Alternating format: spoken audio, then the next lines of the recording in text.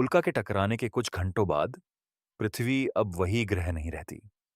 आसमान, जो पहले नीला था, धातु और राख के जलते बादलों में बदल जाता है। झटके की तरंगें पूरे ग्रह के चारों ओर घूमती हैं। जंगल समतल हो जाते हैं। महासागर भाप की दीवारों में उठ जाते हैं और हवा अंतरिक्ष से गिरते हुए अभी भी चमकते पत्थरों से भर जाती है। सतह का तापमान 1000 डिग्री से ऊपर चला जाता है। खुले में चूहे से बड़ा कुछ भी जीवित नहीं बचता। ग्रह के हर कोने में आग के तूफान कई दिनों तक भड़कते रहते हैं। महाद्वीपों को एक ही आग की चादर में बदल देते हैं। महासागर उबलने लगते हैं। जब यह आखिरकार खत्म होता है तो सन्नाटा छा जाता है। एक ऐसा सन्नाटा जिसे पृथ्वी ने करोड़ों सालों से नहीं सुना था। जमीन पर हवा का स्वाद गंधक और जले हुए कार्बन जैसा होता है। जो जंगल बचे हैं उनमें कुछ भी नहीं हिलता। कोई आवाज नहीं, कोई सरसराहट नहीं, बस धुआं और सन्नाटा और अंगारों की चटकने की आवाज। अरबों जलते पेड़ों की धूल और कालिख ऊपरी वायुमंडल में चढ़ जाती है, सूरज को ढक देती है। महीनों तक दिन का उजाला गायब हो जाता है।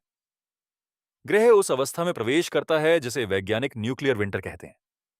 प्रकाश संश्लेषण रुक जाता है। पौधे मुरझा जाते हैं। खाद्य श्रृंखलाएं टूट जाती हैं। डायनासोर का महान युग, जो 160 मिलियन वर्षों से अधिक समय तक चला, खत्म हो जाता है। लेकिन अंधेरे में जीवन पूरी तरह से गायब नहीं होता। सतह के नीचे, बिलों और नदी के तल में छोटे जीव ठंड को सहते हैं।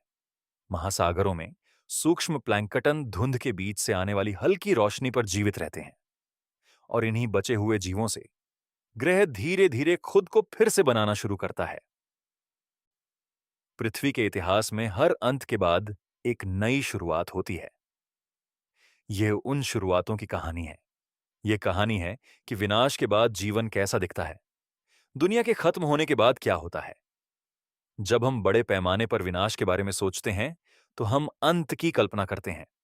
उल्का, विस्फोट, अचानक अंधेरा। लेकिन यह कहानी का सिर्फ आधा हिस्सा है। पहला साल सिर्फ ठंडा होता है। वह ठंड नहीं जिसके लिए आप कपड़े पहन सकें, बल्कि वह जो जमीन में बस जाती है और जाती नहीं।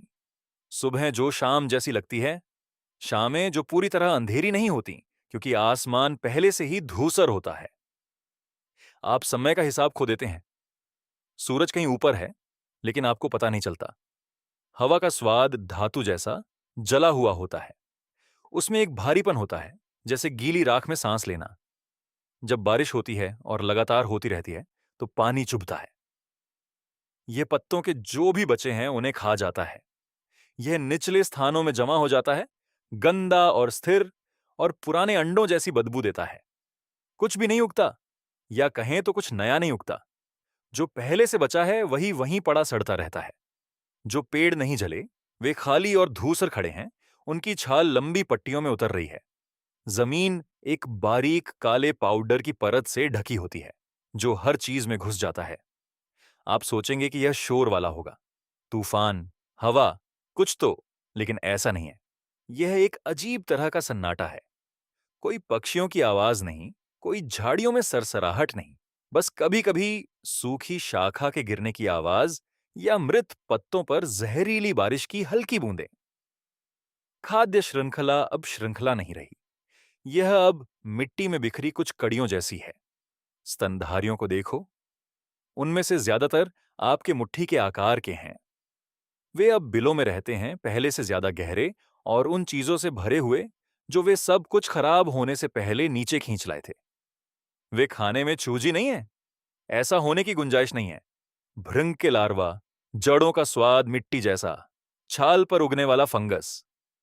अगर किस्मत अच्छी हो तो हर कुछ दिनों में एक भोजन। जंगलों के खंडहरों में कुछ पक्षी, जो डायनासोर के आखिरी वंशज हैं, अस्तित्व से चिपके रहते हैं। राख में दबे बीजों को खोजते हैं। दलदलों में मगरमच्छ कीचड़ में इंतजार करते हैं। उनके शरीर मुश्किल से हिलते हैं। उनके दिल हर कुछ मिनट में एक बार धड़कते हैं। और समुद्र की गहराई में, ऊपर की ठंड और अराजकता से दूर, सूक्ष्म जीव ज्वालामुखीय छिद्रों के पास पनपते हैं। सूरज की रोशनी की जगह खनिजों पर जीवित रहते हैं। उन्हें पता नहीं है, लेकिन यही बचे हुए जीव हैं विनाश और पुनर्जन्म के बीच की कड़ी। उनके ऊपर दुनिया टूटती रहती है। अब जो बारिश होती है वह गाढ़ी और संक्षारक होती है। यह पत्तों, पत्थर, यहां तक कि हड्डियों को भी खा जाती है। यह नदियों में मिल जाती है, उन्हें अम्लीय बना देती है और उन पोषक तत्वों को बहा ले जाती है जो कभी पूरे पारिस्थितिकी तंत्र को पोषण देते थे। महासागर भी चुपचाप पीड़ित होते हैं। प्लैंकटन को बनाए रखने के लिए रोशनी न होने के कारण समुद्री खाद्य श्रृंखला का आधार टूट जाता है। एक एक करके बड़े शिकारी गायब हो जाते हैं। लहरों के नीचे की दुनिया ऊपर की तरह ही शांत हो जाती है। फिर भी यहां भी जीवन टिके रहने के लिए जगह ढूंढ लेता है। छोटे क्रस्टेशियन समुद्र तल के पास गर्म स्थानों में जीवित रहते हैं। कुछ मछलियां गहरे और अंधेरे पानी में चली जाती हैं, जहां तापमान स्थिर रहता है। गहरा समुद्र एक शरण बन जाता है, मरते हुए ग्रह पर आखिरी सुरक्षित जगह। महीने बीत जाते हैं, मौसम अपना मतलब खो देते हैं। ग्रह हमेशा के लिए सांझ में फंसा रहता है। राख धीरे धीरे अंतहीन परतों में गिरती रहती है। जो थोड़ी बहुत धूप आती है वह हवा को गर्म करने के लिए बहुत कमजोर होती है। लेकिन अगर आप ध्यान से देखें धूल और बर्फ के नीचे, तो आपको हलचल दिखाई देगी। राख के बीच से जड़ें बाहर निकल रही हैं। सड़ी हुई लकड़ी पर बीजाणु उग रहे हैं। सूक्ष्म जीवन फिर से सतह पर लौट रहा है। चुपचाप जो बचा है उसे वापस ले रहा है, क्योंकि जीवन आसानी से हार नहीं मानता। यह झुकता है, यह छिपता है, यह इंतजार करता है, लेकिन यह कभी रुकता नहीं। और धीरे धीरे पृथ्वी फिर से बदलने लगती है। आग बहुत पहले खत्म हो चुकी है। आसमान हालांकि अभी भी धूसर है, हल्का होने लगता है। हल्की रोशनी धीरे धीरे आने लगती है, कमजोर लेकिन हर हफ्ते मजबूत होती हुई। महीनों में पहली बार सूरज की रोशनी ग्रह की सतह को छूती है और बर्फ प्रतिक्रिया देती है। वह टूटती है, वह पिघलती है। हवा झर से सांस लेने योग्य बन जाती है।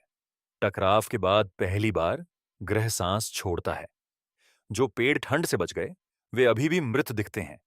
उनकी शाखाएं कमजोर हैं, उनकी जड़ें कालिख की परतों के नीचे सड़ रही हैं। मिट्टी उन्हें पोषण देना भूल चुकी है। लेकिन उस बर्बादी की दरारों में कुछ नया उगने लगता है। फर्न, पहले कुछ फिर हजारों। वे ऊंचे नहीं बढ़ते, उन्हें जरूरत नहीं है। वे बस चुपचाप अंतहीन काली जमीन पर फैलते रहते हैं। वैज्ञानिक इसे फर्न स्पाइक कहते हैं, एक ऐसी दुनिया का संकेत जो फिर से कोशिश कर रही है। फर्न अवसरवादी होते हैं। वे सही परिस्थितियों का इंतजार नहीं करते। वे जैसे भी हो काम चला लेते हैं। उनके बीजाणु हवा में उड़ते हैं और वहां बस जाते हैं जहां राख इतनी पतली हो कि जड़ें पकड़ सकें। कुछ ही सालों में पूरी घाटियां फिर से हरी हो जाती हैं, फीकी, नीची, जिद्दी हरियाली। हवा अभी भी गहरी सांस लेने पर चुभती है, लेकिन अब जलाती नहीं है। बारिश का स्वाद अभी भी खट्टा है, लेकिन घातक नहीं। दुनिया विनाश से जीवित रहने की ओर बढ़ चुकी है, और इस जीवित रहने में छोटे जीव हावी हो जाते हैं। चूहे के आकार के या उससे छोटे स्तनधारी अब ज्यादा बाहर आने लगते हैं। वे नरम राख में भृंग और जड़ों को ढूंढते हैं, जो भी खाने जैसा लगे। उनकी आंखें अभी भी बड़ी और काली हैं, अंधेरे के लिए बनी हुई। वे तेजी से जीते हैं, हल्की नींद लेते हैं और अपने बिलों से दूर नहीं जाते। जो कभी जंगल थे, उनके खंडहरों में पक्षी जमीन पर कूदते हैं। वे राख में दबे बीजों को खाते हैं। वे कीड़ों के लिए धूल को खरोंचते हैं। वे किसी चीज के शासक नहीं लगते, लेकिन वे उन दिग्गजों के वंशज हैं, डायनासोर जो कभी आसमान पर राज करते थे। जो पक्षी बच गए वे जमीन पर रहने वाले, दौड़ने वाले, भोजन खोजने वाले थे, जो नीचे घोंसला बनाते थे, नीचे खाते थे, नीचे रहते थे। एक ऐसी दुनिया में जहां उतरने के लिए पेड़ नहीं थे, बैठने के लिए शाखाएं नहीं थीं, उड़ना कोई फायदा नहीं था। अब आसमान किसी का नहीं था। महासागर जो इतने लंबे समय से शांत थे, फिर से बदलने लगते हैं। यह रोशनी से शुरू होता है। जब धूल बैठ जाती है, जब धुंध कम होने लगती है, तो महीनों में पहली बार सूरज की रोशनी पानी तक पहुंचती है। ज्यादा नहीं, हल्की चमक, सतह को गर्म करने के लिए मुश्किल से पर्याप्त, लेकिन काफी है। सूक्ष्म प्लैंकटन जो अंधेरे में तैरते रहे, इंतजार करते रहे, फिर से ऊपर के पानी में आ जाते हैं। हरे रंग की छोटी चमक दिखाई देती है, हल्की, लगभग अदृश्य, लेकिन असली। यही वह आधार है जिस पर आगे सब कुछ बनेगा। जब पुनर्निर्माण होता है तो यह उम्मीद से तेज होता है, इंसानों के हिसाब से तेज नहीं, लेकिन एक ग्रह के लिए तेज। 1 लाख सालों में स्तनधारियों की प्रजातियां दोगुनी हो जाती हैं। 3 लाख सालों में दुनिया में पहले से ज्यादा स्तनधारी प्रजातियां हो जाती हैं। और 7 लाख सालों में जो भूगर्भीय समय में एक पल जैसा है, कुछ अद्भुत होता है। स्तनधारी बड़े होने लगते हैं। विनाश से बचे जीव औसतन लगभग आधा किलोग्राम के थे, चूहे या गिलहरी के आकार के। इससे बड़ा कुछ भी भूख और ठंड के संकट से नहीं बच सका।